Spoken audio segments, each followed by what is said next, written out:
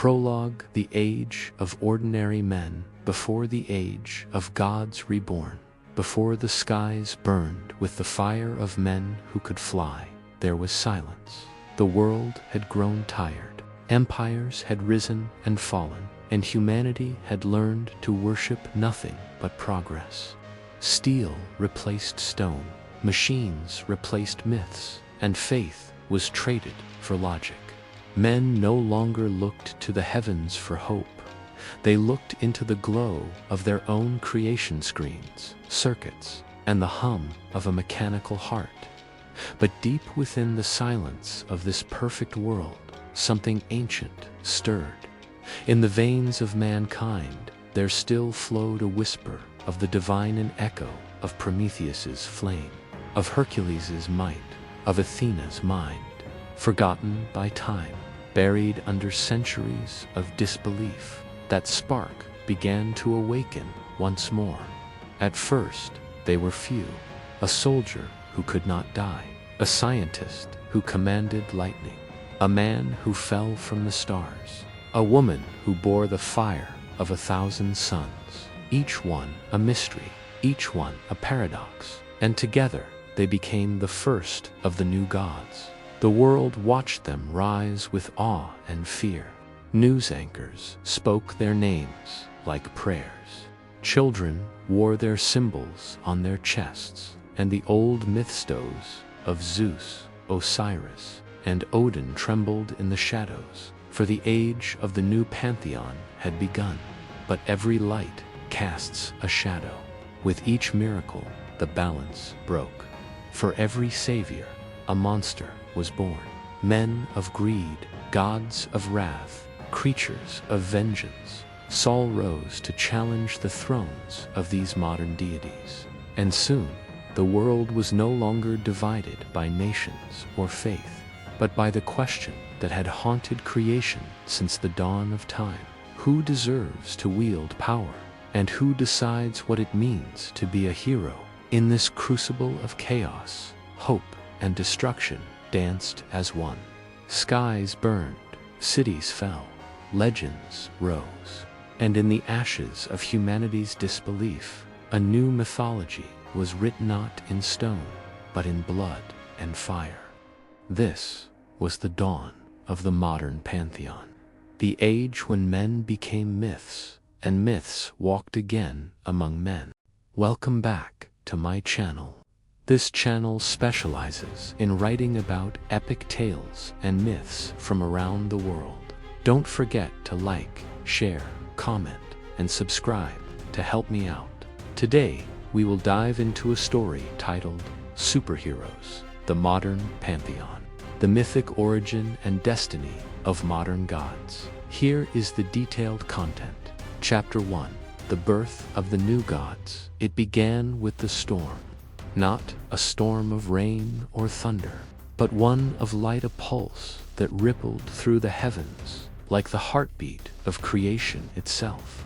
For 3 days and nights, the sky burned with colors unseen by mortal eyes. Satellites faltered, oceans shifted, and animals howled in madness, as if the world itself were awakening from a dream too long endured. They would later call it the Genesis Pulse. No one could explain it, not the scientists buried in their laboratories, nor the priests who fell to their knees in awe. The pulse came and went like the whisper of a god. Yet when the skies cleared, something had changed forever. Across the world, scattered and bewildered, a handful of people began to feel different. A young woman in snow polo woke to find her hands glowing with light.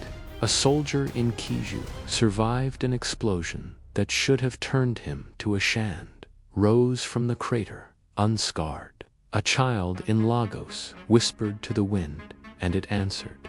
And in the heart of New York City, beneath the storm-lit sky, a man named Elias Cross opened his eyes to a world reborn. The first awakening. Elias had been a physicist once, brilliant and reckless, a man who sought to harness the power of the stars. He built the Skybridge reactor, a machine meant to give the world infinite energy. Instead, it had given birth to something else entirely. When the pulse struck, the Skybridge ignited, and Elias vanished in a blinding flare of light. 3 days later, he crawled from the wreckage, his body still shimmering faintly with residual fire. His heart no longer beat as a man's, it hummed, resonating with the rhythm of the pulse. When he raised his hand, the air trembled. The currents of the earth bent to his will. He was the first to understand. The storm had not cursed him, it had chosen him. The others awakened. In every corner of the world, echoes of this awakening took root. A war veteran in the deserts of Nevada, body laced with iron and rage, found his skin hardening into steel. A monk in Tibet levitated above the ruins of his monastery, his eyes filled with celestial fire. A thief in Mumbai discovered she could walk through walls and vanish into the night. Each felt the call, the same hum in their bones, the same whisper that spoke a single phrase: rise. They were not gods, not yet, but they would be. The birth of belief. The world trembled as stories spread like wildfire. Cameras captured Elias Cross stopping a falling skyscraper with his bare hands. The woman of light healed hundreds in the ruins of Rio. News anchors called them miracles. Politicians called them threats. And the people, lost, afraid, desperate, began to believe again. They built shrines out of screens. Memes became prayers.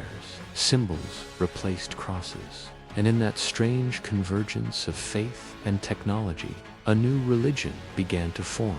The worship of heroes. The doubt of the divine. But for every believer, there was a skeptic.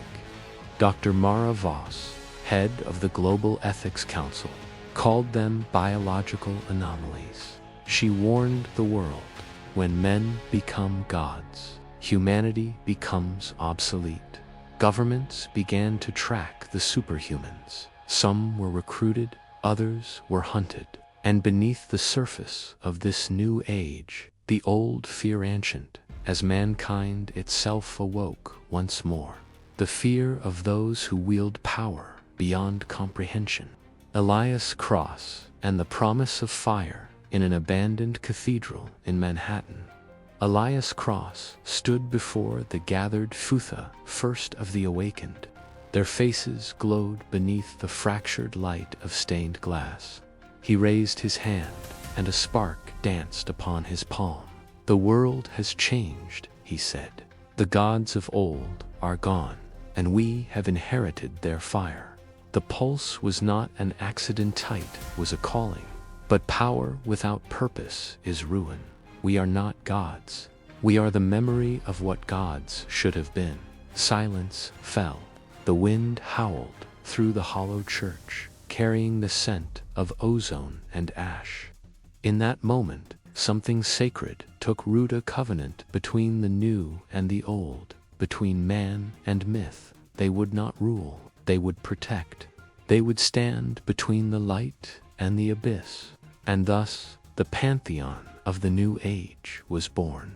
The first miracle, the next day, the world witnessed their first true act of divinity.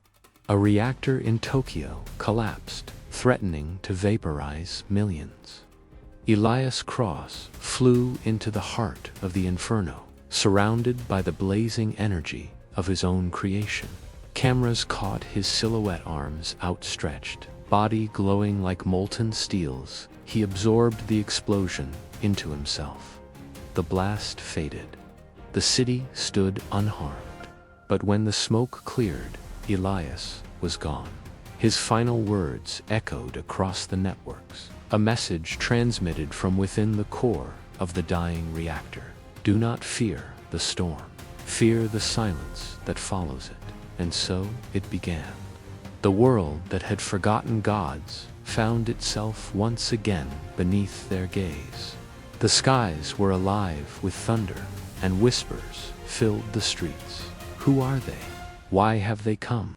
Are they saviors, or judgment made flesh? In the quiet aftermath of the Genesis pulse, humanity stood at the threshold of myth reborn, and the first chapter of the modern pantheon had been written in fire. Chapter 2, the Dawn City. They called it Dawn City, rising from the ruins of the old world. It stood like a promise carved from glass and light, a metropolis of hope built upon the ashes of fear. Steel towers stretched toward the heavens, their mirrored faces catching the sun as if daring the gods to look back. It was humanity's declaration, we will not fall again. And at its heart stood a monument, a single obsidian spire, engraved with the words, "For those who hold back the dark." It was here, amid this gleaming new Eden, that the world's first heroes gathered to form what history would call the Pantheon, the city of light and fire. The idea began as a whisper, carried through encrypted channels and secret meetings. Governments were failing to contain the awakened. Corporations sought to weaponize them. And yet, amidst chaos, a vision emerged. A city where gods and men could coexist, a sanctuary for both. The architect was Dr. Mara Voss, the very woman who once warned against their rise. Haunted by guilt and awe, she turned her fear into purpose. With unlimited funding and the remnants of Elias Cross's reactor technology, she built Dawn City as a self-sustaining utopia powered by clean energy, governed by transparency, protected by those who bore the pulse within them. When the city's gates opened, the world watched live. Crowds filled the streets as dawn broke over its towers. And in that golden light, a new legend was born. The Pantheon rises. They came one by one, drawn to the city like constellations aligning. Aegis, the immortal soldier, his body forged of iron, his soul burdened by centuries of war. Solara, the woman of light, radiant and sorrowful, whose touch could heal or burn. Zephyr, the child of the storm, a whisper of wind and vengeance. Spectra, the thief who danced through shadows, unseen yet ever present. And others, each different, each scarred, each chosen by the pulse. In the absence of Elias's cross, Solara took command. Standing atop the spire of dawn, she raised her hand toward the rising sun. "We are not saviors," she said, her voice echoing through the city's broadcast towers. "We are stewards. This world is still theirs. We will not rule, it will guide it." The people cheered. The media called it the Second Renaissance. And across continents, nations began to believe in heroes again. A world reborn for the first time in history. Crime rates fell to near zero. Global conflict waned. Energy, trade, and technology flourished beneath the watch of the Pantheon. Children painted murals of their heroes on the sides of buildings. Old men whispered prayers not to gods of heaven, but to Solara, Aegis, and the nameless saviors who walked among them. In less than a decade, faith itself evolved, no longer ancient or distant, but living, breathing, walking through the streets of Dawn City. Yet beneath the shimmer of perfection, something trembled. The cracks beneath the light, Dr. Voss knew it first. From her tower in the central district, she watched as the sensors began to glitch, fluctuations in the energy grid, faint tremors in the pulse network that powered the city. At first, she thought it was mechanical, but soon she realized the truth. The pulse was not technology, it was alive. It flowed through the city like blood through veins, humming beneath the streets, resonating with those who bore its spark. And lately, it had begun to whisper. "They rise too high," it murmured. "Balance must return." The shadow of control, meanwhile, the Pantheon's unity, began to fracture. Aegis, the immortal soldier, believed the city was not safe enough. He called for martial law system to ensure peace through strength. Solara disagreed. "The moment we control them," she said, "we stop being protectors." The council divided. The citizens began to choose sides. Spectra vanished into the underground, forming a network of spies. Zephyr took to the skies, restless and angry. And high above, the once pure spire of dawn flickered Dawn's light, dimming with each passing night. For every god who rose, another began to doubt. And for the first time since the pulse, humanity's faith trembled.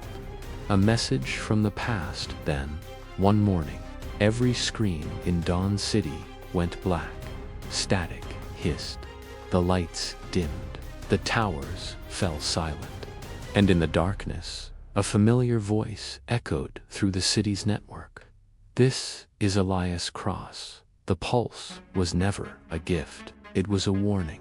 The broadcast lasted 7 seconds before collapsing into white noise, but it was enough. The name that had become legend, the first of the new gods, was alive, and his words shattered everything they believed. The storm returns. That night, thunder rolled across the horizon. Strange lights danced in the clouds, and the pulse trembled within every awakened heart. Some fell to their knees. Others screamed in agony. Solara stood on the balcony of the spire, her hands trembling with light. She could feel Elias's energy faint, distant, but undeniable, like a storm returning home. "He's still out there," she whispered. "And if he speaks truth, then what are we?" Behind her, Aegis's voice rumbled like iron. "Then maybe we were never gods at all." Lightning split the sky. The towers of dawn flickered as the city's golden glow bled into crimson. Below, the people looked upward in terror and wonder. For in the heart of the storm, a silhouette of fire and wings appeared, and the age of peace was over. And thus began the first tremor of the end. The city that had promised salvation would soon learn that even light casts a shadow. And the Pantheon, once united in purpose, would discover the cost of divinity.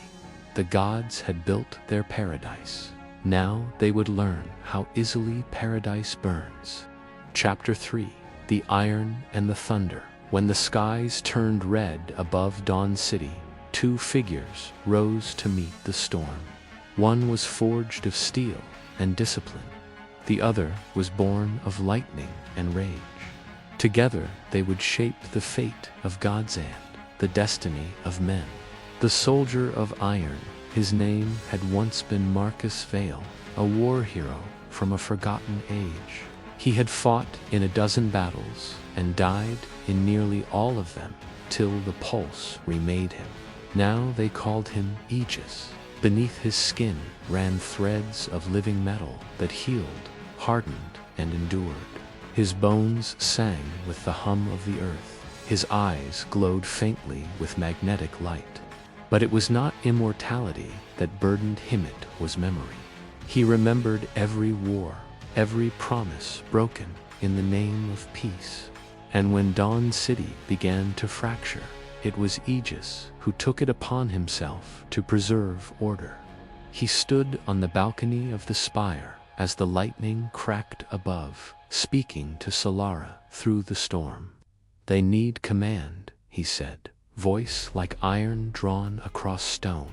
"Without control, chaos returns. We can't protect them if we're bound by fear." Solara's light shimmered faintly beside him. "And if control becomes fear, Marcus," she replied, "then we're no better than the tyrants they replaced." He turned away. Maybe tyrants were what they needed. The words hung heavy, too heavy to be unsaid. The son of the storm far above the city, Zephyr danced upon the thunderclouds. He was younger than the rest, barely 20 when the pulse struck. Born in the ruins of Manila, raised by lightning and loneliness. He had become the embodiment of the storm, itself reckless, wild, unbound. He had no army, no followers, but when he flew, the sky itself bowed to his will. To him, Dawn City was a cage of glass, a prison gilded in good intentions. As lightning crackled beneath his fingertips, he whispered into the wind. They build walls to protect themselves from the dark, but all they're doing is keeping the light from escaping. The storm answered with thunder. The clash of ideals, their paths crossed one night above the spire. A patrol drone had been shot down. Civilians were panicking, and the air hummed with the tension of gods about to fall from grace. Aegis found Zephyr hovering above the city's energy core, arcs of blue-white light spiraling around him. "You've crossed the line," Aegis said. "That reactor powers 10 million lives. Then maybe it's time they learn to live without it," Zephyr spat back. "You think you're saving them, Marcus, but you're just keeping them on a leash. Order isn't a leash, it's survival." "No." Zephyr's eyes flared with lightning. "It's fear." The storm broke. Thunder and steel collided. Zephyr hurled a bolt of pure plasma, blinding white against the rain. Aegis caught it mid-air, his metallic frame glowing red-hot. He countered with a strike that sent shockwaves rippling across the skyline, shattering glass and bending steel. Civilians below watched as their saviors turned into silhouettes of war. The screens of Dawn City flickered, broadcasting the impossible duel, lightning and iron locked in combat across the heavens. The weight of power they fought for hours, neither giving in. Every strike from Zephyr cracked the clouds. Every blow from Aegis shook the earth. But in every movement, there was something deeper than fury. There was grief. Grief for Elias Cross, whose words haunted them still. Grief for Solara, who could no longer hold them together. Grief for the world they had sworn to protect, now trembling beneath their feet. When at last Zephyr faltered, Aegis seized him by the throat, slamming him against a collapsing tower. "You think freedom means chaos," Aegis growled. "You think you're a god. You're just a boy playing at lightning." Zephyr's voice cracked between gasps. "And you're just a ghost pretending to be a man." Aegis hesitated. The grip loosened. For the first time in years, he saw himself not as protector, not as soldier, but as relic. And in that hesitation, Zephyr struck. A flash of pure energy white, endless tore through the sky, and Aegis fell, burning through the clouds. The fall and the light, Solara, arrived as the city trembled. She caught Aegis before he hit the ground, her hands glowing like twin suns. The heat seared her palms, but she did not let go. "Enough," she cried, her voice echoing across the skyline. The storm froze mid-breath. Lightning halted in the air like veins of light suspended in glass. Zephyr hovered above, trembling. Tears streaked his face, lost in the rain. "I didn't mean to." "You never do," Solara said softly. "That's what makes you dangerous." Aegis's body was motionless, the glow in his chest dim. For a moment, even the pulse seemed to hold its breath. Then his eyes opened pale, cold, alive. "You can't stop what's coming," he whispered. "The storm's only the beginning, the vision of fire." That night, as Zephyr fled into the dark and Solara tended to the wounded, the pulse awoke once more. Every hero, every awakened soul felt it stir beneath their skin, a vibration, deep and ancient, as if the earth itself were whispering. Visions came, cities burning, statues falling, a god crowned in shadow, and a voice, Elias Cross's voice, carried on the storm. When gods war, men remember what it means to fear heaven. The silence after the storm-dawned city survived, but barely. The spire cracked, power grids failed, faith wavered. The council of the Pantheon gathered once more, but the light between them had dimmed. Solara sat at the head, weary and wordless. Aegis was silent, his armor scorched. Zephyr was gone. "We cannot fight among ourselves," Solara said. "If we break, so does the world." Aegis's eyes, gray as winter steel, met hers. "Then maybe the world needs to see us break to know we bleed like them." The council said nothing. Outside, thunder echoed over the city once more, and so the myth deepened. The people who had once seen gods now saw flaws, and in those flaws they found reflection. The Pantheon had drawn its first blood. The storm had passed, but the war of ideals had only just begun. Chapter 4. The Lady of Light. In the wake of the storm, there was silence. Not peace, just the absence of thunder.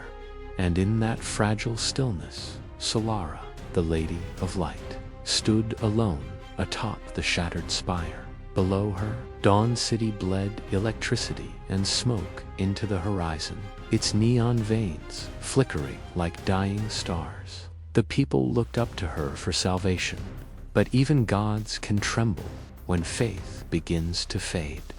The light that once burned eternal before the pulse, her name had been Lyra, Anna, scientist, philosopher, dreamer.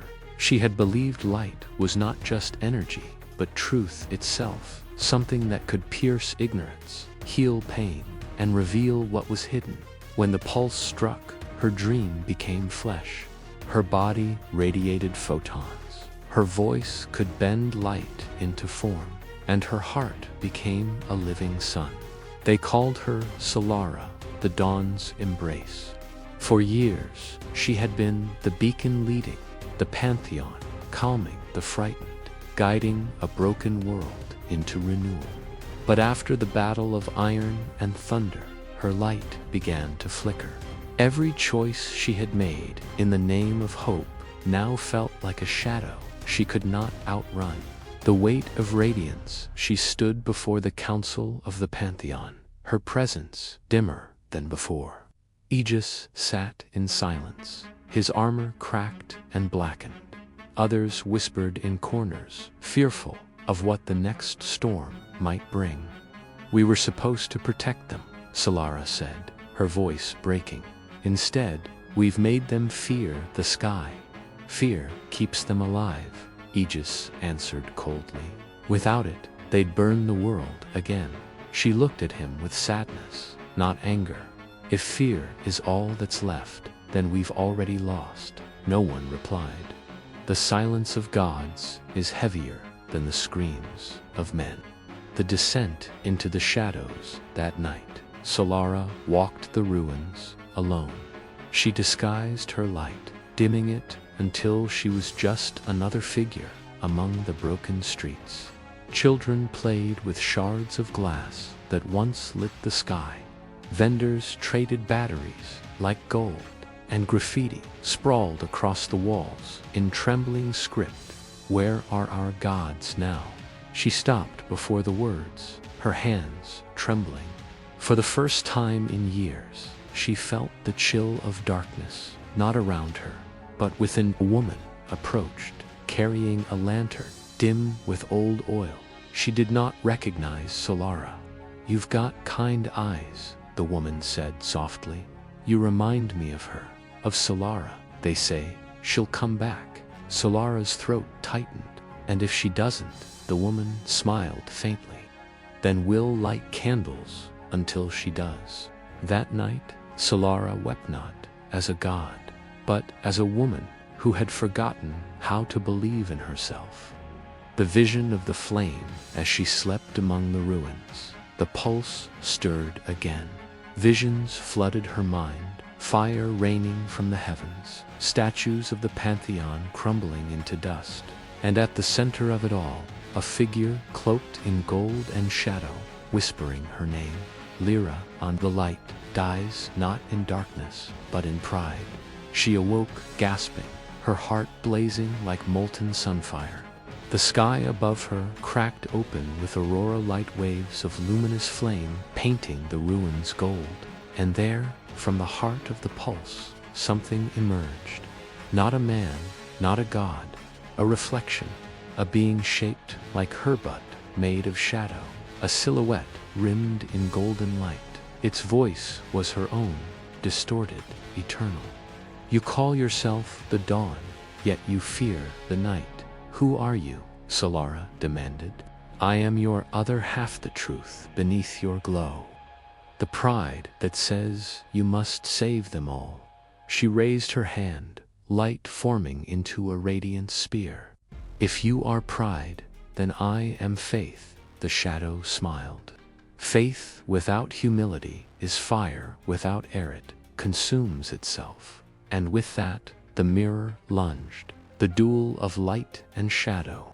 The battle raged through the ruins of Dawn City, unseen by mortal eyes, but felt in every trembling street lamp. Light clashed with darkness, reflections bending and fracturing like shattered glass. Every strike Solara landed seared her own skin.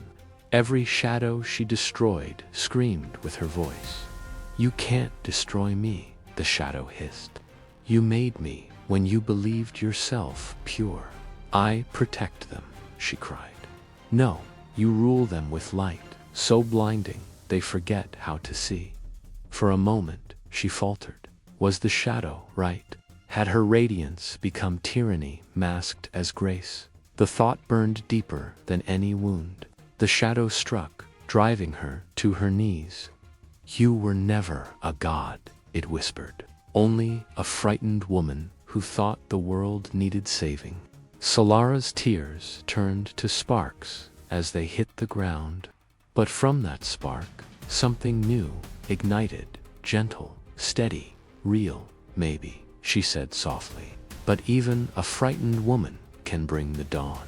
With one final breath, she released not her power, but her surrender. The light flared not in fury, but in acceptance, and the shadow dissolved into morning. The new light, when dawn broke, Solara stood alone, again, trembling, but alive. Her light no longer blinded, it warmed. The people awoke to find soft rays bathing the city, not harsh and divine, but human. Children laughed beneath the new sun. The graffiti still remained, but beside it, someone had written, "They walk among us." Solara smiled faintly. She no longer needed to be their goddess. She would be their witness. Epilogue. The Lady of Light, that evening, as she watched the horizon burn gold, Aegis approached. His armor still bore the scars of their last battle. You've changed, he said quietly. No, she replied. I've remembered. He looked at her, eyes shadowed. And what happens when remembering isn't enough? She turned to the fading sky. Then I'll remind them that even light must rest before it rises again. The two stood in silence as the sun dipped below the skyline. And for the first time since the pulse, the night did not feel so cold. Chapter 5. The Shadows of Power. There was no thunder that night. Only silence and the echo of fear pretending to be peace.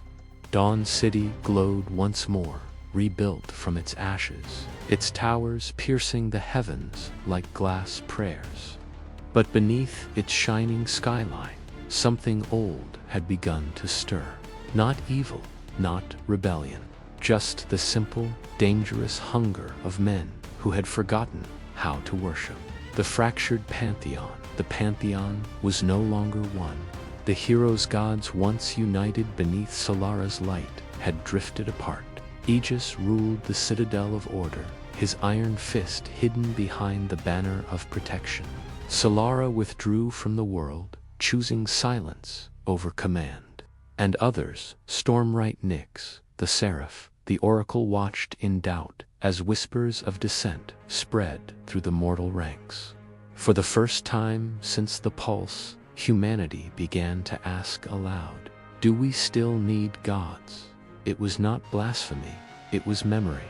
The voice of men in the alleys of Dawn City's lower tiers. Voices gathered in secret. They called themselves the Dawnless, once worshippers of the Pantheon, now disillusioned. They sought to reclaim their fate. Their leader, a man known only as Cain Mercer, was no god, just a soldier with scars that glowed faintly in the dark. He had fought alongside heroes once. He had seen their power heal and destroy in equal measure. They were never gods, he said to his followers. They were mirrors. And we forgot how to look away. The crowd murmured like thunder. Then what are we, if not their creations? Someone asked. Cain smiled, tired, bitter, human. We are the shadow they cast.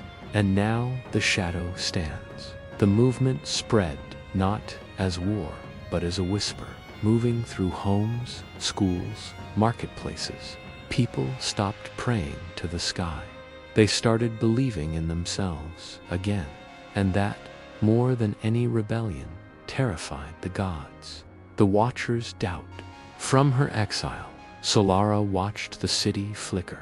The candles of humanity burned bright, again, defiant and beautiful. But for every act of courage, there came cruelty. Without faith, man turned not to light, but to dominance. Power always seeks a vessel, and when gods retreat, men become monsters. She saw riots break out in the lower tiers. She saw Aegis's patrols crush them with mechanical precision.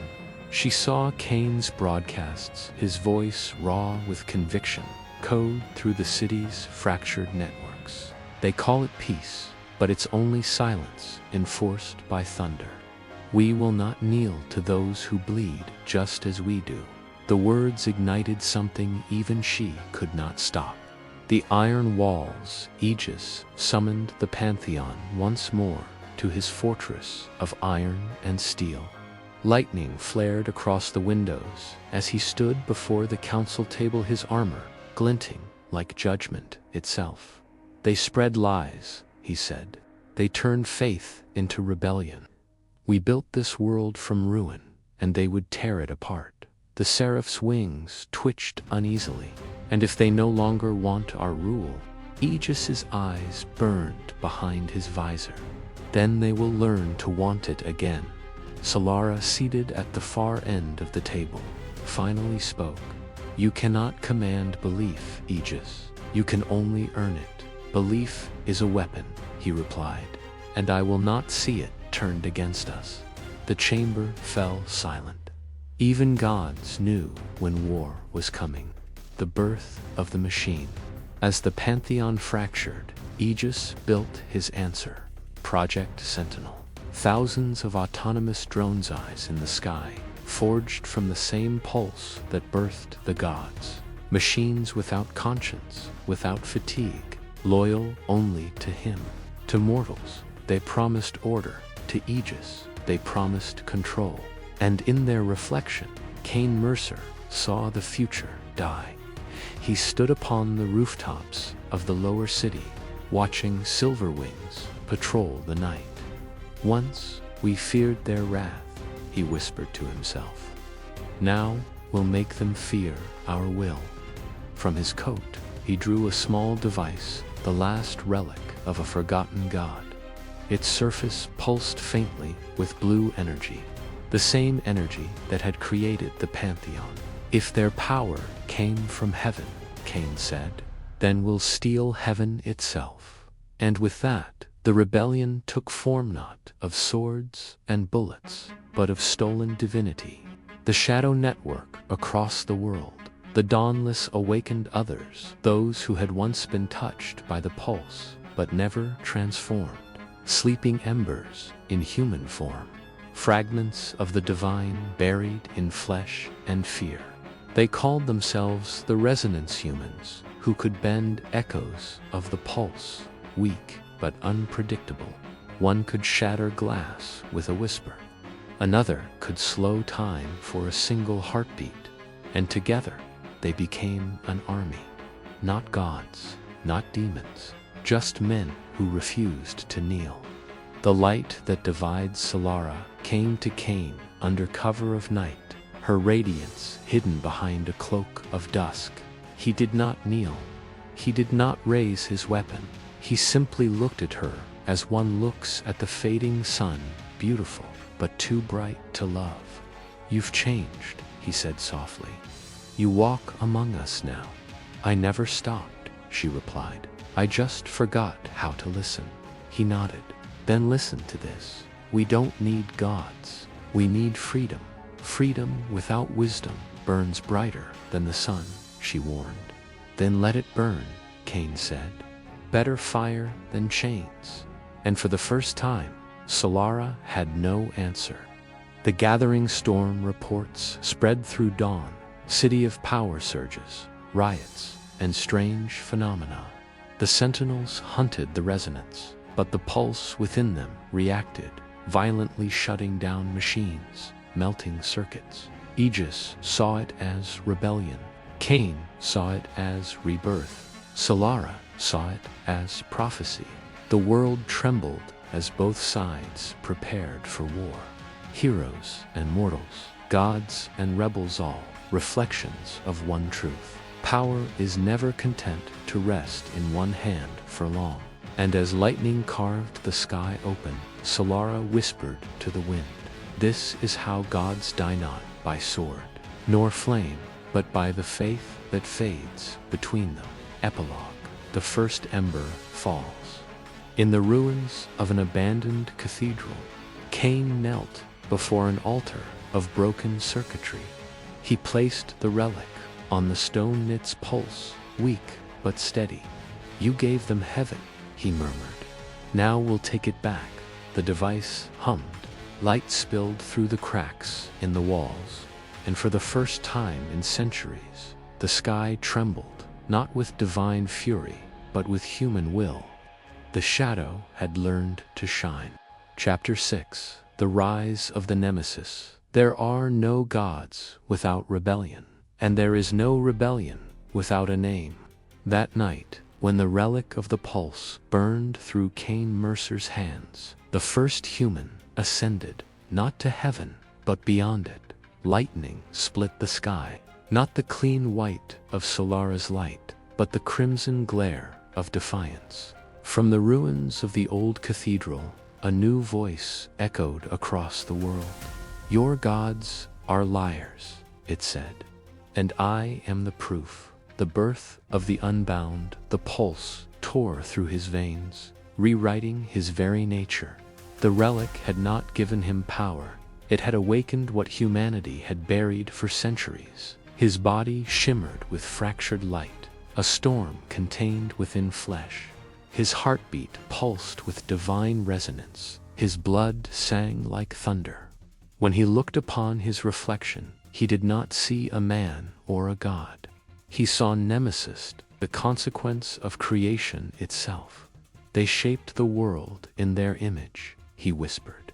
"Now I will reshape it in ours." The first strike the dawn after his rebirth, the sentinels fell from the sky. 1,000 eyes of Aegis blinked out in unison as Nemesis walked through their ashes. Every step he took bent reality. The same energy that once obeyed the Pantheon now trembled before him. Humans followed, not out of fear, but out of recognition. He was them made divine through pain. His message spread like wildfire. Power was never theirs. It was stolen from us. Across the world, those who had once prayed now raised their fists. Factories shut down, temples burned. The statues of the gods cracked and crumbled as the age of men began to awaken. The council divided in the floating citadel above Dawn City. Chaos reigned. Aegis paced like a lion in chains, his armor humming with restrained wrath. Solara watched from the balcony, her light dim and mournful. He's not just a rebel, Aegis snarled. He's an infection. We should have ended him when he was still mortal. He was mortal, Solara answered. And perhaps that is why he endures. The oracle, her eyes blind but her mind endless, spoke from the corner. Fate bends around him. His presence rewrites destiny. The pulse no longer belongs to us. Aegis slammed his gauntlet on the table. Then we will take it back. He turned to the others. Summon the Pantheon. The time for mercy is over. But even among gods, fear had taken root. The city in revolt. By the seventh night, Dawn City no longer slept. Barricades burned in the streets. Symbols of rebellion scrawled across the walls. The Dawnless marched, singing a single phrase that shook the foundations of heaven. We are the storm. And above them, Nemesis stood upon the clock tower, where Solara once shone her light. His cloak tore in the wind, his eyes alight with the fury of every generation silenced by gods. You once believed we were made in their image, he called to the crowd. But it was they who were made from our dreams, our fears, our hope. They forgot that. I will remind them. The people roared his name. Nemesis, the first rebel, the god who remembered being human. The clash of thunder and flesh. Aegis came for him at midnight. He descended from the heavens like a meteor, striking the ground with the force of prophecy.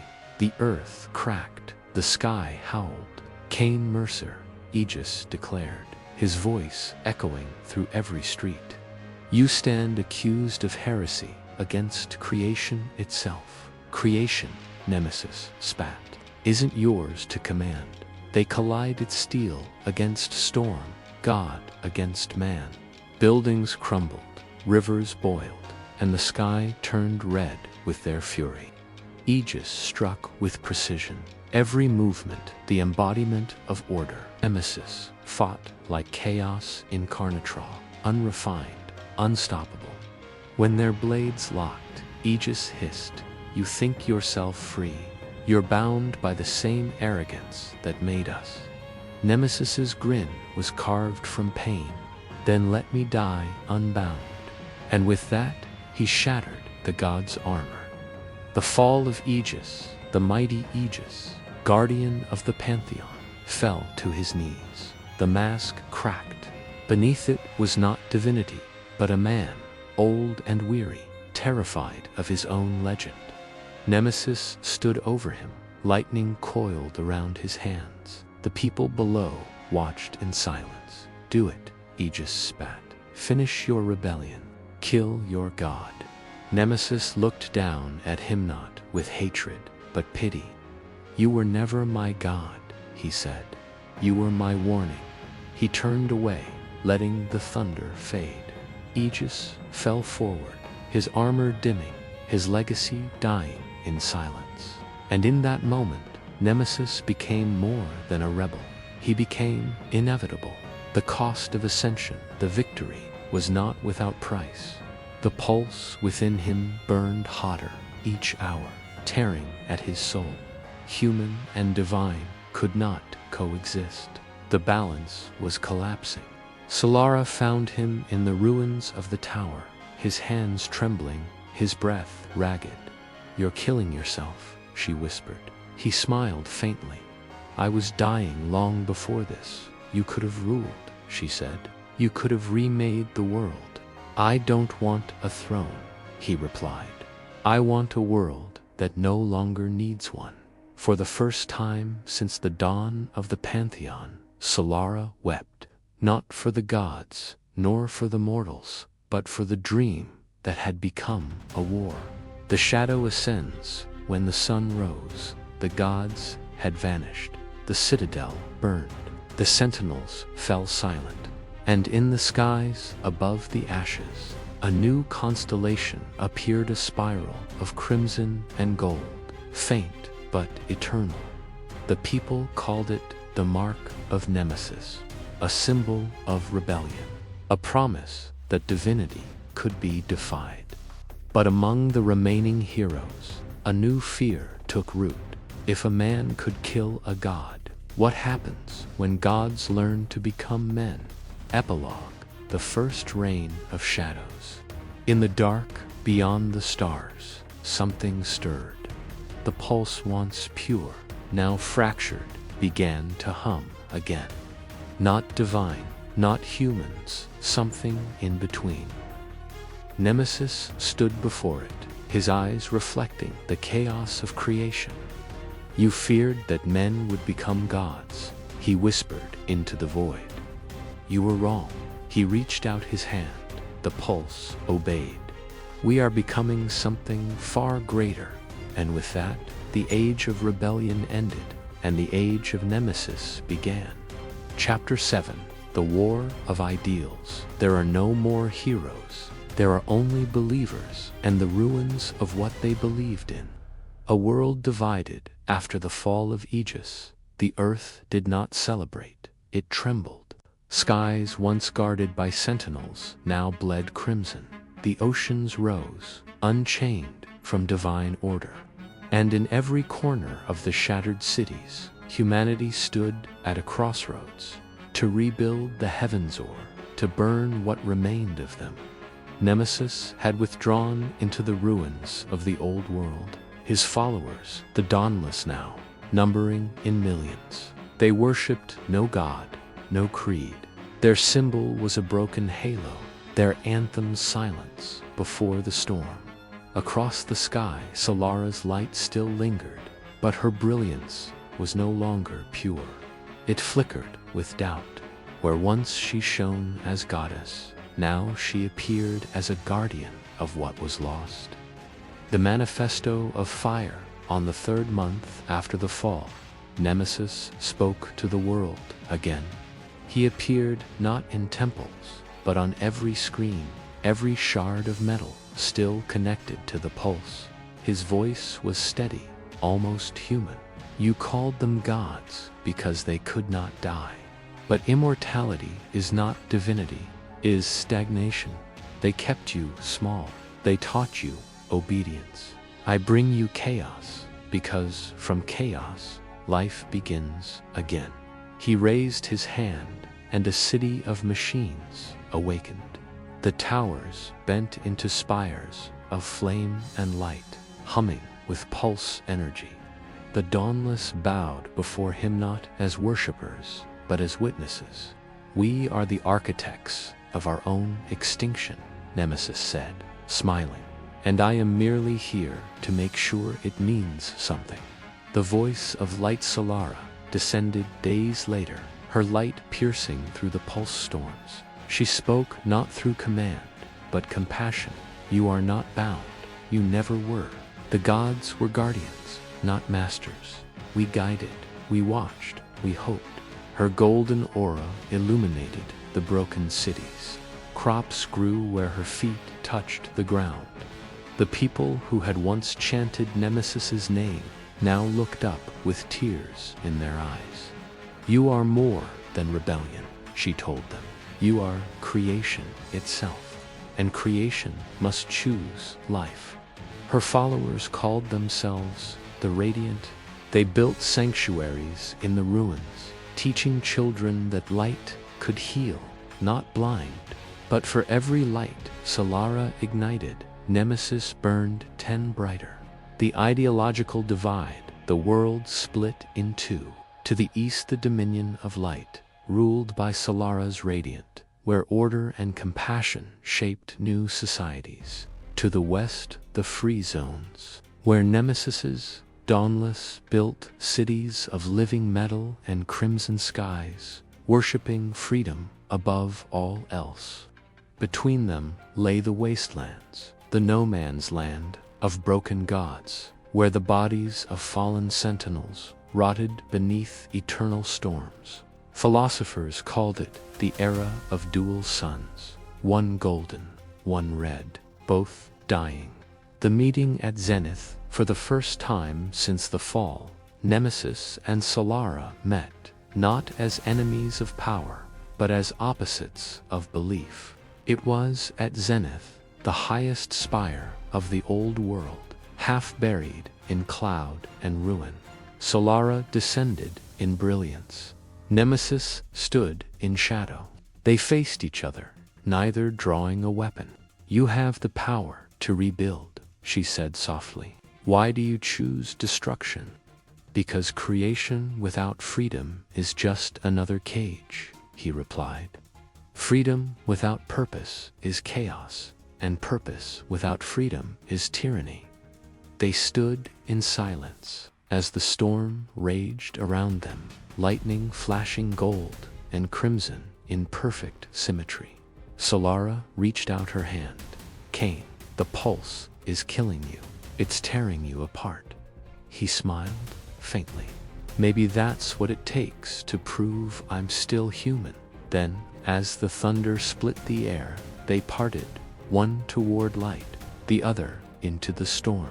The children of the pulse, from their conflict, new beings began to rise, children born of the pulse itself, half divine, half human.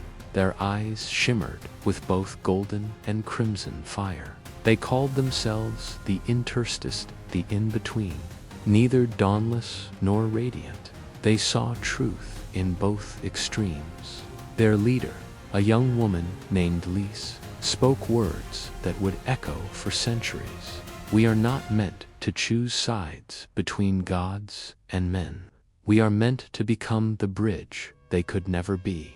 Both Solara and Nemesis watched from afar, uneasy. For the first time, neither controlled the narrative. The war ignites. It began with a spark, an explosion at the border of the free zones, where a radiant convoy vanished in crimson light. Accusations, retaliation, blood, cities burned, skies turned black. The war of ideals had begun. Nemesis led his dauntless with fury and conviction, every battle a sermon of freedom. Solara commanded her radiant with grace and sorrow, every victory a prayer for peace. Neither could destroy the other, for both were parts of the same whole, light and shadow, chained by history.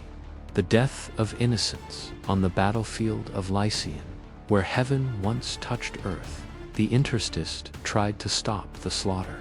Lise herself stepped between Solara's army and Nemesis's storm. Her voice broke through the chaos. "You're fighting to prove who's right, but you've both forgotten what it means to be good." For a heartbeat, the world paused. Then, a stray blast of pulse fire struck her chest. The child of both ideals fell, her body burning in gold and crimson flame. In that moment, both gods wept. For the first time, the light and the storm dimmed.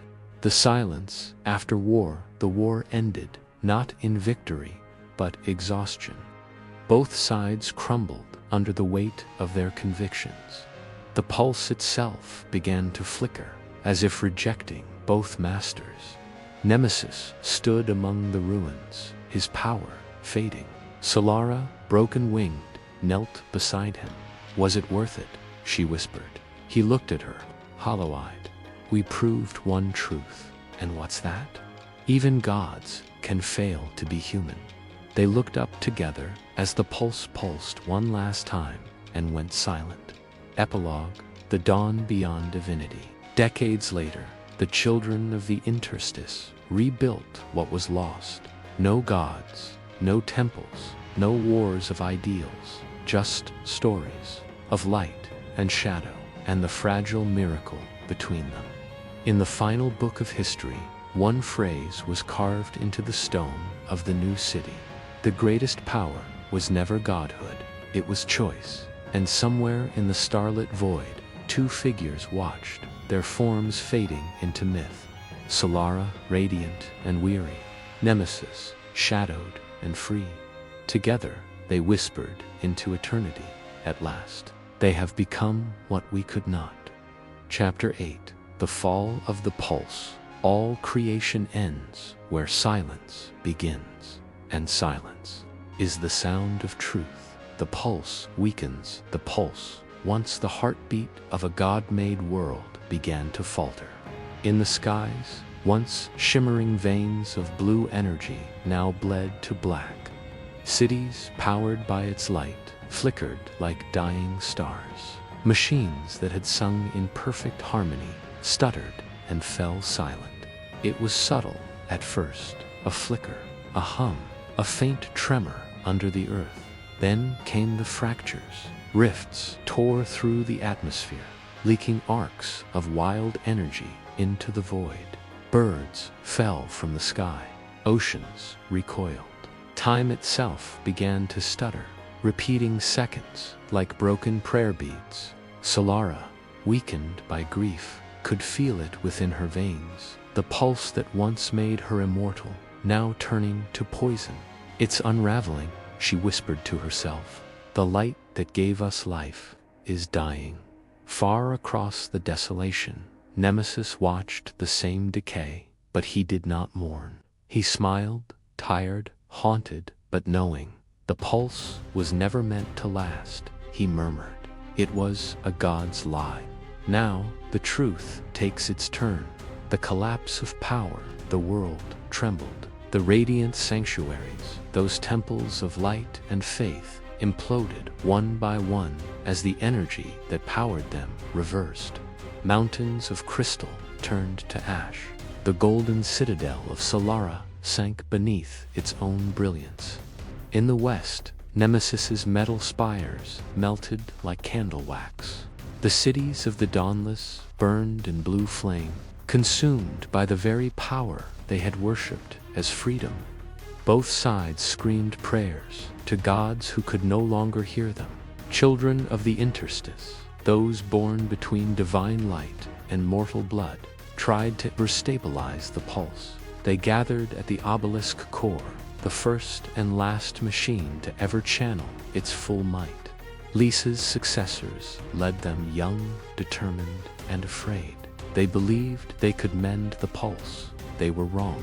The obelisk event, at the heart of the wastelands. The obelisk towered a monolith of glass and light, humming like a dying god. Its pulse beat was uneven, frantic, like a creature gasping for air. The interstices connected themselves to it, heart, mind, and soul, to repair what had been broken. But the pulse was no longer energy. It had become memory. Every thought, every battle, every cry for power or mercy, it had recorded them all, and now it remembered everything. The obelisk began to scream. The pulse sees you, whispered the voice in every mind. You built gods from your fear, and monsters from your hope.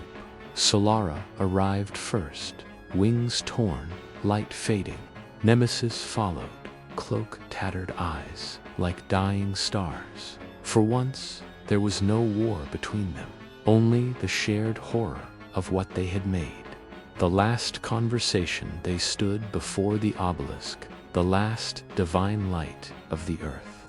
It's feeding on itself, Solara said, trembling. On us, Nemesis replied. On everything we've ever done. A surge of blue fire exploded from the core, carving cracks across the sky. Through them, they saw glimpses, worlds beyond, alternate realities, where other gods had risen and fallen, each ending in the same silence. Every world that touches the pulse ends the same, said Nemesis. It's the loop, the eternal cycle of creation and ruin. Then we must break it, Solara answered, even if it destroys us. For the first time since their fall, they agreed. The descent into the core together, they entered the obelisk.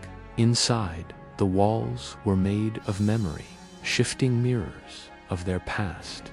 They saw the first moment they met, the wars they waged, the innocent they failed to protect. Every dream, every regret, frozen in light. We thought we were gods, said Solara softly. We were just reflections, Nemesis replied. Echoes of a story written long before we were born. At the heart of the chamber, a sphere of pure energy floated, the heart of the pulse, glowing like a dying sun. It whispered in their minds, ancient and merciless, "You are my children, my instruments. Now return to me and be forgotten." The sacrifice of two sons, Solara turned to Nemesis. For a moment, the war between them vanished. Only two souls remained. "If we do this," she said, "there will be no more gods, no more miracles, no more eternity. Then maybe humanity will finally be free," he answered. They joined hands, light and shadow entwined. Their energies merged, spiraling into the heart of the pulse. The chamber exploded in gold and crimson light. The world above shook. Mountains fell, oceans froze, midwaff, and then silence. When the light faded, the obelisk was gone. So were they. The world after light, centuries passed. The skies cleared. The storms ended. The pulse, the divine heartbeat of creation, was no more. Humanity survived, scarred but unbound. They learned to live without miracles, without gods, without perfection. They built cities from the ruins of the old world, guided not by light, but by memory. The interstice became myth, Solara and Nemesis became legend, and the pulse became a story. Epilogue. The echo of divinity. One night, beneath the rebuilt skies, a child looked up and saw two faint stars, one golden, one crimson, orbiting each other like twin souls. She asked her mother, "What are those stars called?" Her mother smiled. "The last gods," she said. "They gave up their power so we could keep our world." The child thought for a moment. Will they ever come back? The mother looked at the sky, where the twin stars shimmered softly, pulsing together in silence. "Maybe not," she whispered. "But every time we choose to be kind instead of cruel, brave instead of afraid, a little of them returns. And somewhere, in the quiet beyond worlds, a spark of golden light flared within crimson shadow, a heartbeat, faint but eternal. The pulse lived on, not as power, but as hope. Chapter 9. The Age of Silence. When the gods fell, the world did not end. It simply began again, without them. The dawn, without voices. Centuries passed since the fall of the pulse. The world was quiet now, a silence so deep it became sacred. The skies no longer glowed with gold or crimson. There were no more miracles, no more wars of light and shadow. Only the hum of human hands rebuilding what was broken. They called this new era the Age of Silence, not because nothing remained, but because everything finally belonged to them. The temples of Solara were ruins, overgrown with wildflowers. The iron citadels of Nemesis had rusted into crimson dust. And the great obelisk, once the heart of the pulse, existed only in stories told by wanderers around campfires. Children grew up hearing of gods who had once walked among men, but to them it was myth, a bedtime tale, too grand to be true. The builders of tomorrow humanity adapted. Without divine power, they turned inward to reason, memory, and the fragile brilliance of invention. They learned to harness the echoes of the pulse, not as weapons or miracles, but as light, warmth, art. A small ember of energy could power a village, but only when used in harmony, not greed. They called it the gentle spark. Philosophers taught that the spark was not divine, it was the reflection of humanity's collective will. And so they built the cities of resonance, vast sanctuaries of peace and memory. In every square stood statues, not of kings or gods, but of people, mothers, builders, poets, soldiers, all those who had carried the burden of belief. One inscription was repeated across every city wall: "We are what remains when the gods are gone." The keepers of memory, but silence was never eternal. Within it, echoes began to stir.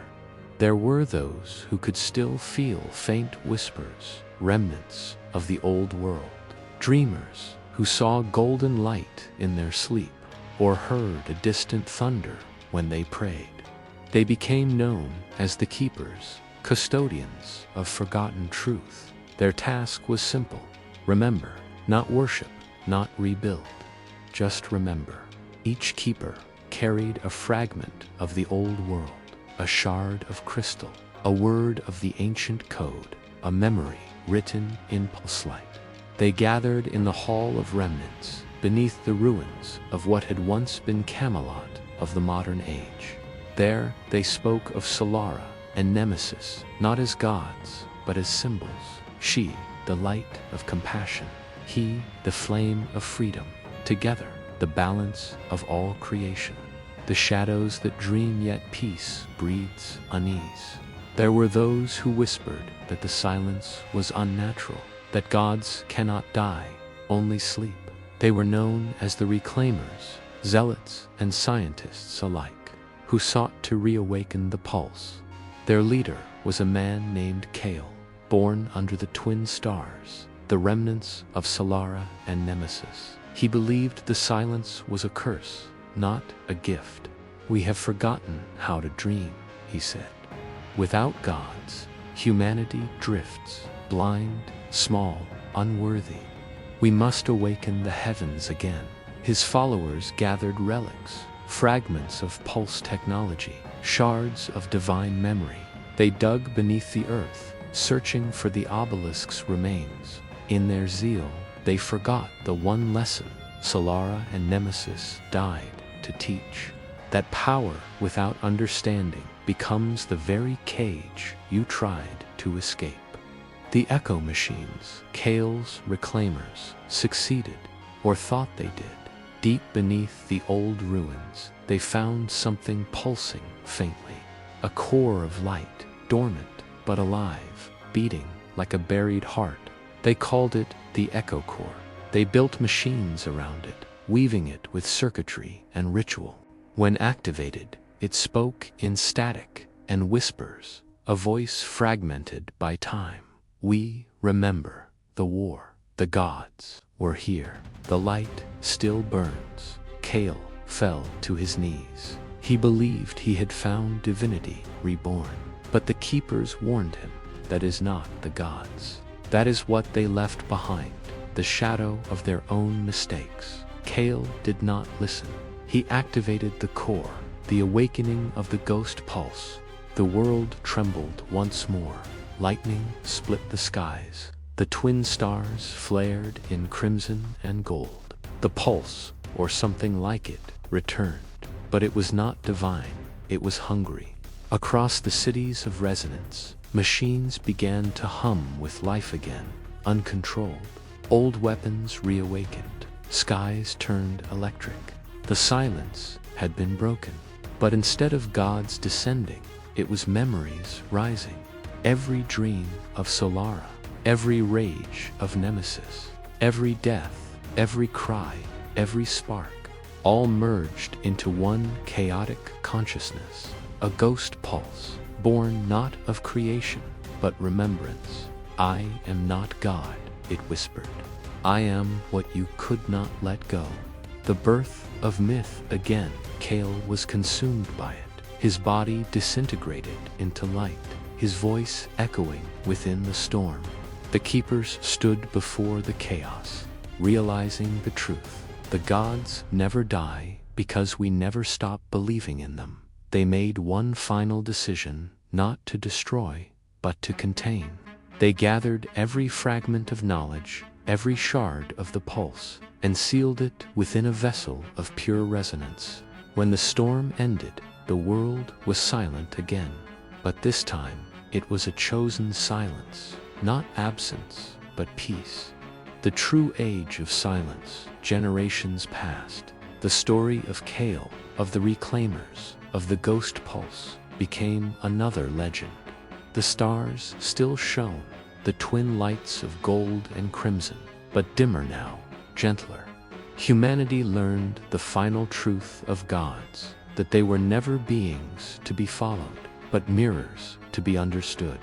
They wrote a new creed. The divine was never in the sky. It was in us, all along. Children learned of Solara and Nemesis, not as saviors, but as warnings of the beauty of creation and the danger of trying to hold it forever. And when they looked up at the quiet heavens, they did not pray. They simply whispered with reverence, "Thank you for leaving." Epilogue. The spark endures. At the edge of the new world, a young girl found an old shard of crystal glowing faintly in her hand. When she touched it, she saw two figures, light and shadow, standing together, smiling. A voice whispered softly, "We are not gone. We are within you. Every act of courage, every act of mercy, that is where we live." The girl closed her hand and smiled. "Then the gods never truly left," she said. "They just learned to trust us." And as she walked into the sunrise, the shard pulsed once, a heartbeat, golden and crimson. The pulse lived on, not in the heavens, but in the heart of humankind. Chapter 10. The Children of Tomorrow. The gods are not reborn. They are remembered through us. The dawn after the storm years turned into centuries. The echoes of the pulse faded into myth, and silence became the rhythm of the world. But even silence breathes. One morning, in the Valley of Resonance, a child was born beneath twin stars, one golden, one crimson. Her name was Lyra, and when she cried for the first time, every crystal in the valley shimmered softly like a heartbeat. The elders watched in awe. The pulse was gone for ages, yet the ground trembled gently, as if the world itself remembered. Lyra was the first, but not the last. Across the lands, other children were born, each with a subtle glow behind their eyes, each able to sense the heartbeat of the earth, the breath of the wind, the whisper of the old world. They called them the children of tomorrow. The spark within these children were not gods. They could not summon lightning or move mountains. Their power was quieter, a resonance with existence itself. When they touched the soil, plants grew stronger. When they spoke to the dying hearts, found peace. When they wept, the rain would fall, not as storm, but as song. Their gift was not destruction, it was connection.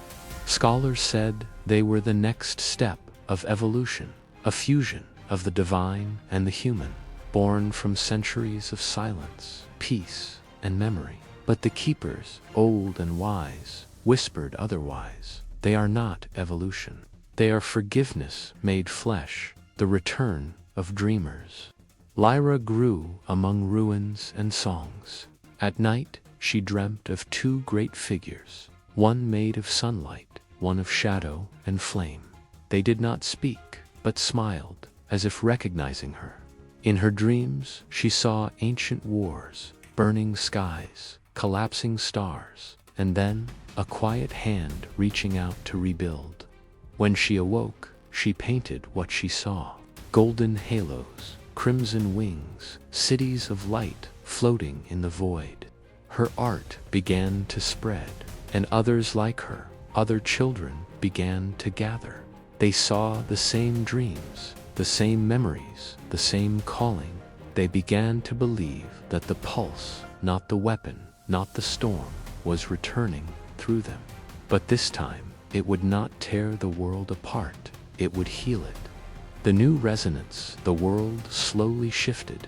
Where once stood ancient ruins, new cities began to rise, living cities, breathing cities, built not from stone or steel, but from symbiotic light, energy woven into nature itself. The children taught humankind to listen again, to the rivers, to the forests, to each other. They used their resonance to heal wounds, grow crops, and awaken forgotten lands. The first of these cities was called Nova Gaia, the New Earth. Its walls shimmered not with power, but with empathy. Every structure pulsed faintly, alive with the rhythm of those who lived within it. It was said that when one person in Nova Gaia laughed, the whole city smiled.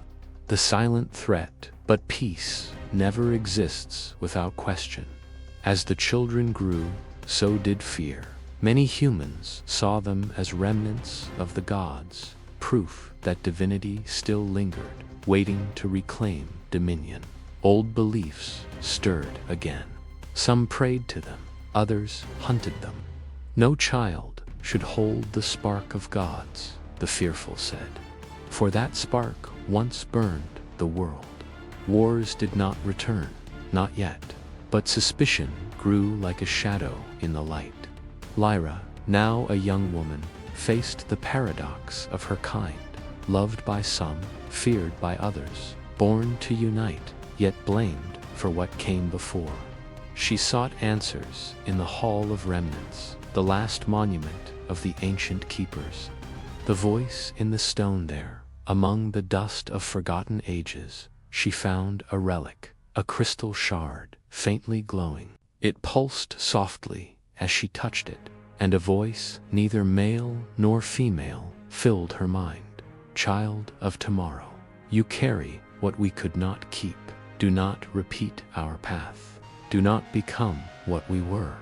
She saw visions, Solara's radiant mercy, Nemesis' burning defiance, Kale's tragic awakening, and then silence. A final whisper followed. Light and shadow do not die. They become you. Lyra wept, not for loss, but for understanding. She realized the truth the world had forgotten. The pulse was never meant to dominate. It was meant to be shared. The new light Lyra returned to Nova Gaia, carrying the relic in her hands. She stood before the city as heart, a great sphere of resonance energy, and placed the shard within it. The entire city glowed. Every wall, every tree, every person shimmered with gentle light, not power, awareness. People began to feel one another's pain and joy. Anger dissolved. Empathy bloomed like dawn over the horizon. For the first time since the fall of the gods, the pulse had returned, but not as storm, nor weapon, nor divinity. It returned as understanding, the birth of the living light. From that day forward, humankind changed. They no longer sought gods in the heavens. They found them in every act of kindness, in every spark of connection. The children of tomorrow grew into teachers, poets, healers. Their resonance became the new science, their compassion the new faith. And Lyra, the girl of twin stars, became known as the first light of the new age. She spoke before the world. The divine was never above us. It was waiting within us, patient, silent, eternal. And when she finished, the sky shimmered, gold and crimson, not in dominance, but in harmony. Two stars, watching, smiling. Epilogue. The promise centuries later, when Lyra was gone, her story became a song. Children learned it, not as myth, but as truth. The gods walked once, then they fell, and from their ashes we rose. Not as their children, but as their equals. In every corner of the world, the light still pulses, gentle, patient, alive. A reminder that creation never ends, it only changes hands. And thus began the age of tomorrow, when humanity became the myth, and myths became memory. Chapter 11. The last keeper memory is not mercy. It is the weight of what must never happen again. Echoes beneath Nova Gaia, in the radiant age of Nova Gaia. When cities breathed and hearts pulsed in harmony, few remembered the world that came before. But deep below the glowing streets, beneath layers of crystal and forgotten stone, there lingered a sanctum, the hall of the first resonance. There, in the twilight of history, lived a single man. He was old, older than anyone remembered. His eyes were pale like worn glass, and his hands trembled with the rhythm of countless years. They called him Orin, the last keeper. To most, he was myth, a whisper that someone still remembered the gods, still carried their truth. But Orin was real. He had lived through the fall, through the pulse, through silence and rebirth. He alone remembered the world before the children of tomorrow. And he knew what lay beneath their feet was not peace, it was slumber. The dream that would not die each night. Orin descended into the deepest chambers of the hall. There, in the heart of darkness, a great sphere of crystal pulsed faintly, like a heartbeat muffled by earth. It was not the pulse of life that the children carried. It was something older, something heavier. He had named it the Echo Core, the last remnant of the gods' divine engine. Long ago, it had been sealed, not destroyed. And within it, a voice still murmured. Sometimes it sounded like thunder, sometimes like weeping, sometimes like Kale, the god of balance, whom Orin had once served. But lately, the voice had changed. They have forgotten, it whispered. They sing of peace while I sleep. Wake me, keeper. For the cycle is not complete. Orin would press his trembling hand to the cold crystal and whisper back, "No, my lord, the world has healed. Let it be." But the crystal would pulse louder, stronger, deeper, and Orin's heart would ache with the rhythm of awakening. Signs in the sky, far above, in the shining towers of Nova Gaia, strange omens began to appear. The twin stars, gold and crimson, flickered erratically. Plants wilted without reason. The city's resonance weakened, their harmony faltering. The children of tomorrow felt it first, a dissonance, a trembling in their shared song. Lyra, now revered as the first light, sought answers in the hall of memory. But there, all records of the ancient pulse had vanished. Only one entry remained. When the last keeper falls, the first god rises again. She knew then that Orin, the forgotten guardian, might hold the key. The meeting of light and memory. When Lyra found him, Orin was sitting before the crystal, whispering a prayer older than language. His face lit by its faint glow. He looked less like a man, more like a shadow carved by time. "You should not be here," he said softly. "The gods were meant to die." Lyra stepped closer, her voice trembling, and yet something stirs. The light grows dim. "Tell me what you've hidden." Orin closed his eyes. For a long moment, the silence felt sacred. Then he spoke, slow, deliberate, heavy as prophecy. The gods were never slain. They were bound. The pulse was a prison, not a gift. And the children, you, are its key. Lyra's heart froze. "No, that cannot be. We are the new beginning." "Every beginning," Orin whispered, "is a door the old ones left open." The crystal behind them pulsed, once, twice, and then cracked. The awakening, the ground shook. Across Nova Gaia, lights flickered, resonances faltered, and the living city trembled as if alive in fear.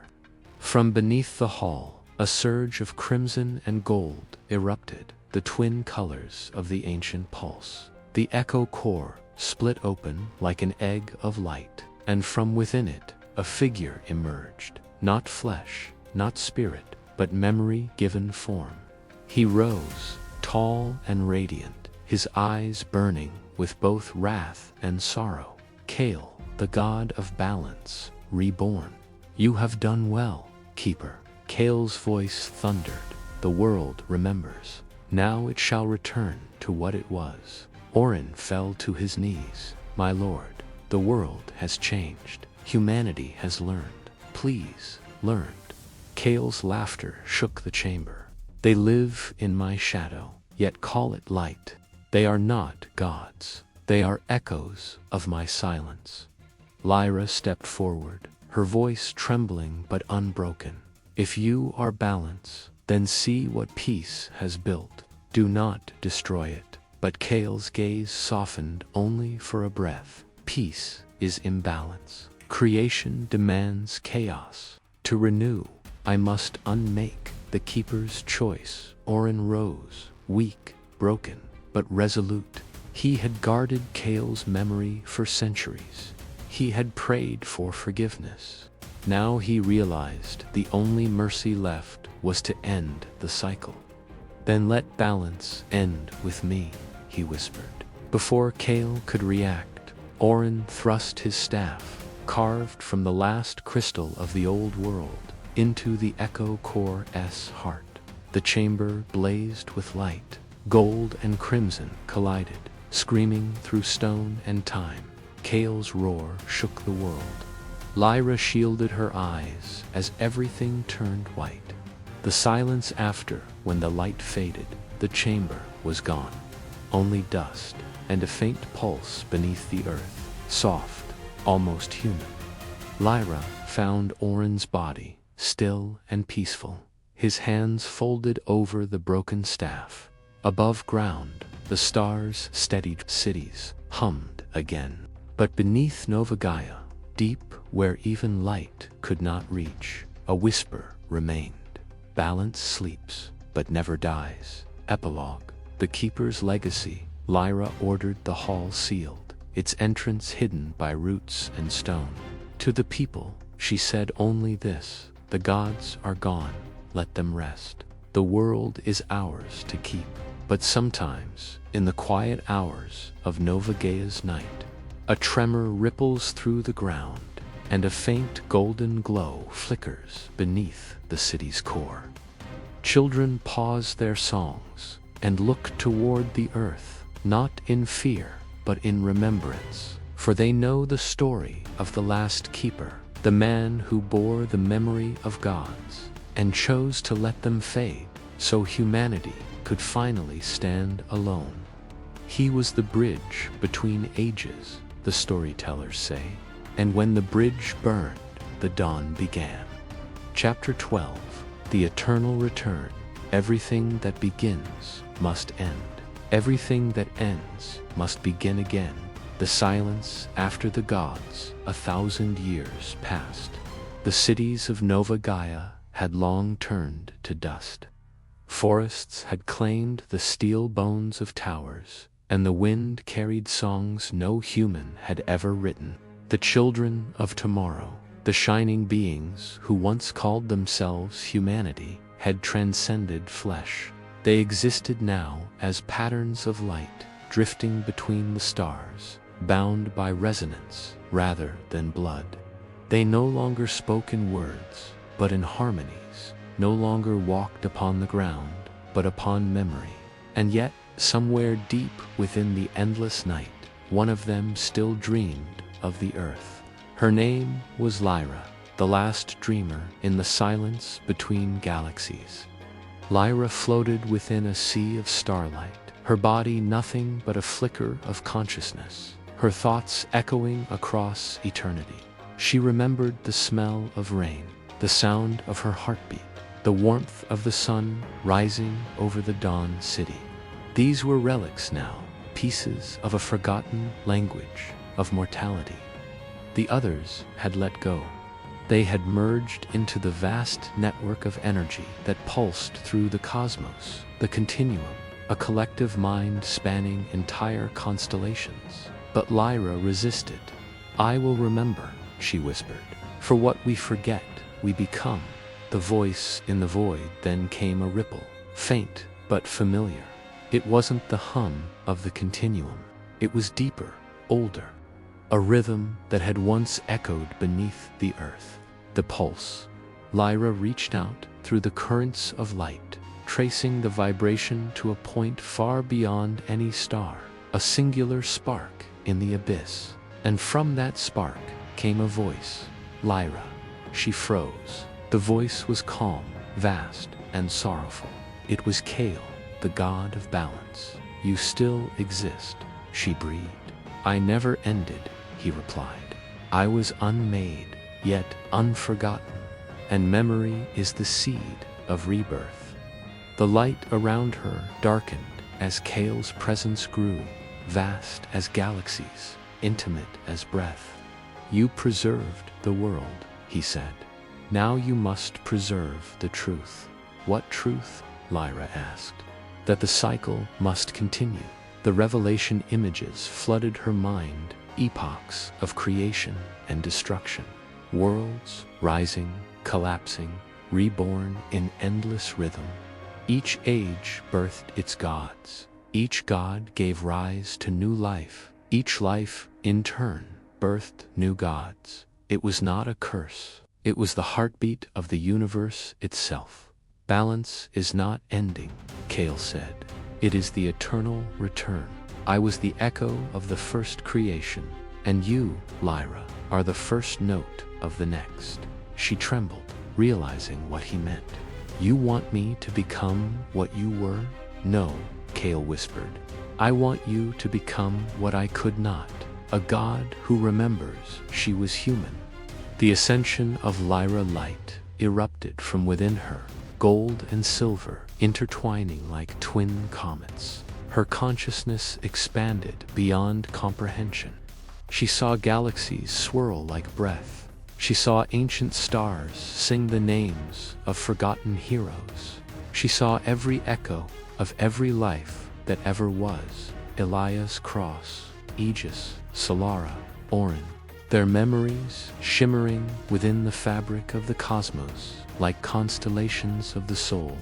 And within it all, she saw a pattern, a spiral of creation winding endlessly inward and outward. So this is eternity, she whispered. No, Kale answered softly. This is choice. The birth of a new pulse. Lyra descended into the void, to the place where energy slept, the still point of existence. There, she released her final breath, not as air, but as light. Her essence split into countless fragments, scattering across the universe. Each shard found a world, a sun, a speck of dust. Each shard carried a song, a single rhythm, thrum, thrum. The pulse was born again, but this time it was not divine. It was alive. The new dawn. 1 billion years later, on a small blue world, circling an unremarkable star, life stirred once more. The first cell quivered in the darkness, and in that quiver was memory, ancient, distant, beautiful. The memory of light, the memory of Lyra, and in time, from those waters, rose new beings, curious, flawed, radiant. They looked to the stars and wondered, are we alone? They built, they dreamed, they fought, they loved. And when the sky thundered, when the wind howled, when their hearts raced in fear and hope, they felt it, that same rhythm, deep within their bones. Thrum, thrum. They gave it a name. Some called it soul, some called it faith, and some, remembering faintly what they had once been, called it the pulse. The circle closes. Across the endless reaches of time, Kale's voice lingered one last time, soft as dawn, vast as eternity. The gods do not die, they become memory, and memory becomes creation. Lyra's light shimmered across galaxies, invisible but eternal. Not a ruler, not a destroyer, but a whisper in every heartbeat, a spark in every dream. And when a new world looked to the sky and named its first heroes, the cycle began again. From light to shadow, from shadow to flame. We are the echo and the song. Epilogue, the song of the stars. Nothing is lost. Everything becomes sound. In the silence beyond time, where galaxies bloom and die like waves upon an eternal sea. A song drifts. It has no beginning, no end. It is older than light, younger than breath. Some call it the pulse, others call it the word, but those who remember its truest name call it life, the voices of the forgotten. Within that boundless music, faint harmonies shimmer, the voices of those who came before. Elias Cross, whose spark ignited the dawn of gods. Solara, who carried light through the darkness of fear. Aegis, whose strength guarded the dream of peace. Spectra, who danced unseen, reminding the world that shadow, too, is sacred. Orin, who kept the memory of all that was. And Lyra, who became the silence between stars, the heartbeat of eternity. They are not names now, they are chords, notes in a cosmic hymn that never ends. The memory of light far away, new worlds turn, new suns rise. On each one, life awakens, curious, fragile, radiant, and when its first creature looks up and wonders, a single vibration stirs in the void. Thrum, thrum, the universe answers. And in that heartbeat, memory returns, not as prophecy, not as scripture, but as song. For every world must learn the rhythm again, and every life must find its own harmony. The endless becoming. There is no throne in heaven, no war between angels and gods. There is only the endless becoming, the rising and falling of creation's breath. Each age calls its gods by new names: Titan, Pharaoh, Hero, Machine, Star. But they are all one thing, the universe remembering itself. And so, when the stars sing, they sing of us, of the dust that dreamed, of the dream that became divine. The return of silence. Eventually, even song must fade, even light must rest. But silence is not death, it is preparation. The space between notes where all things wait for the next beginning. And when it comes, when the first spark trembles in the dark once more, the cosmos will smile and whisper, "Ah, you again." The final verse from the heart of nothing. Everything arose. From everything came the yearning to return. We were light, we were flesh, we were gods and dust and dreams. And when the last star fades, we will hum once more, not to remember, but to begin. The song continues. The stars listen, and somewhere, in the pulse between heartbeats, the gods awaken again. Thrum, thrum, end of superheroes. The modern pantheon, a myth reborn as music, carried forever by the stars.